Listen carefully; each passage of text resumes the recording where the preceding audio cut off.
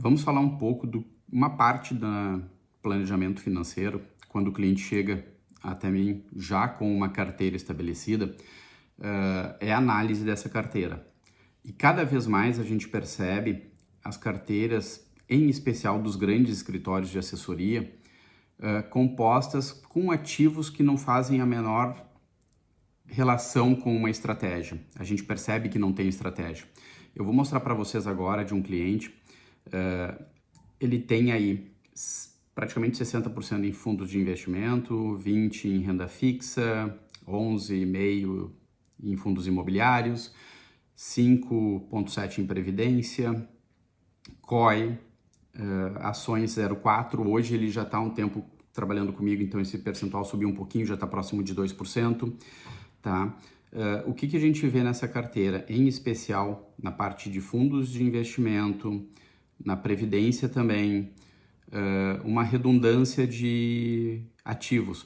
Tu pega fundos que investem em empresas, sendo que ele já tinha essas empresas em ações. Tu tem um excesso, neste caso, uma totalidade de CRI, CRA, debêntures, nenhuma LCI, nenhum CDB, nenhum ativo, nenhum investimento, nenhum título comprado de emissão bancária que garanta a segurança por ter um FGC, Fundo Garantidor de Crédito, por trás.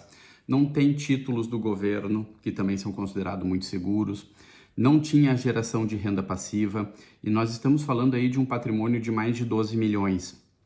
Então, a gente consegue perceber aqui que esses assessores estavam exclusivamente vendendo produtos para remunerar a carteira deles. Eu já falei sobre isso em outro vídeo, mas assim, eu quero falar para vocês hoje da composição dessa carteira, onde tu pega aqui pós-fixado, CRA da Unidas, CRA GPA e outros ali na sequência.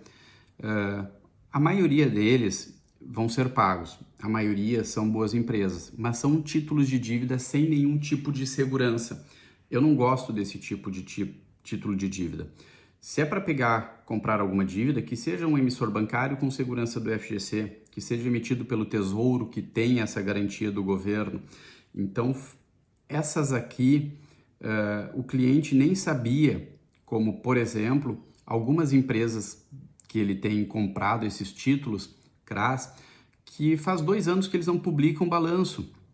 Ou seja, por que uma empresa não publica balanço? Porque ela não está boa. Se ela estivesse ok, certinho, ela estaria publicando normalmente. Outra empresa que trabalha com empréstimo consignado, ela capta esse dinheiro para emprestar para os aposentados. Ela já excedeu o limite permitido de empréstimo, ou seja, ela está também contratando muita dívida acima do limite do que ela é permitida. Tem uma chance de dar errado. Então, assim, quando a gente fala em análise de carteira, é justamente isso. Olhar os emissores, os fundos, onde é que pode ter mais risco. Esse cliente em específico teve um fundo que ele comprou que deu default, parou de pagar, ele não tinha mais liquidez para pagar. Muita gente começou a sacar e o fundo teve que dizer, olha, não vamos mais pagar, por enquanto. Pode ser que um dia ele retome, se capitalize novamente, pode ser que ele venha a pagar. Mas, por enquanto, esse dinheiro está totalmente indisponível desse cliente, né? E a quantidade excessiva desses CRAs coloca ele numa situação muito exposta ao risco. Nós temos, por exemplo, CRA da JBS. É uma empresa boa, mas ela tem uma dívida de 8 bilhões. Isso é praticamente 5 vezes a geração de caixa operacional dela. É uma empresa super alavancada nessa dívida. Se houver qualquer problema relevante, esse tipo de título não é pago, né? Ele não tem uma garantia de pagamento. Então, quando a gente pega um cliente novo que já tem uma carteira, a grande maioria dos meus clientes tem uma carteira já robusta, tem um patrimônio considerável investido, é importante fazer essa análise, porque muitas vezes o cliente acredita que ele está com uma carteira com segurança e isso não é verdade. Esse era um dos princípios que ele me buscou. Ele queria geração de renda passiva, ele queria reduzir o número de ativos, porque ele realmente achava aquilo demais e não entendia todos os ativos que ele tinha na carteira, e queria segurança. Então a estratégia foi diversificar a carteira dele aos poucos, esperando o que for bom e ir vencendo, o que estiver ruim a gente vai resgatar. Ruim no sentido, primeiro, de risco de crédito, né? Essa empresa que não está divulgando balanço, a outra que está muito alavancada, isso daí a gente está trabalhando para resgatar, considerando a situação positiva para que não haja deságio, em algumas delas pode até haver ágio, mas trazendo essa segurança maior para a carteira dele, que era uma demanda necessária da carteira dele. Ele pediu isso e era uma necessidade real da carteira. Então, essa é uma etapa muito importante do planejamento financeiro, de entender onde é que o cliente está, o que ele tem e o que ele deseja ter, aonde ele quer chegar. Porque ele não tinha geração de renda passiva com essa carteira. Ele tinha, sim, alguma valorização de ativos, né, bônus de juros, etc. e tal, mas ele chegou a ter ano com a carteira rendendo 0,5% ao ano, né? Depois outro ano recupera, ganha 13%, mas é uma montanha-russa muito louca.